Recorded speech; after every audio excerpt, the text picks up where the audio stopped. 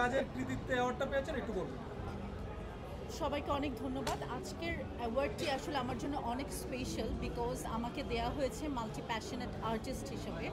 So আমি আজকে অনেক বেশি খুশি এই কারণ শুধুমাত্র আমার অভিনয় বা শুধুমাত্র আমার নাচ এইটার কারণে আমাকে দেয়া হয়নি, মাল্টি প্যাশনেট আর্টিস্ট হিসেবে তারা আমাকে আখ্যায়িত করেছে। তার জন্য আমি অনেক কৃতজ্ঞ, কারণ আমি আসলে চেয়েছি ছোটোবেলা থেকেই, আমি কখনোই কোনো একটি কাজে আবদ্ধ থাকতে চাইনি এবং এখনও আমি চাই না।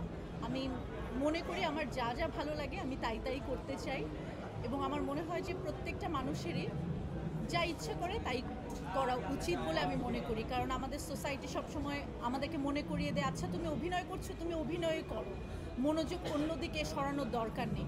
সো আমার মনে হয় ওয়াই নট, আপনি যদি ছবি আঁকতে পারেন আপনি কেন ছবি আঁকবেন না, বা আপনি যদি ফুটবল খেলতে চান আপনি কেন খেলবেন না। একটা মানুষ চাইলে ইচ্ছে করলে অনেক কিছুই করতে পারে। তার জন্য আজকের অ্যাওয়ার্ডটা আমার জন্য অনেক বেশি আনন্দ।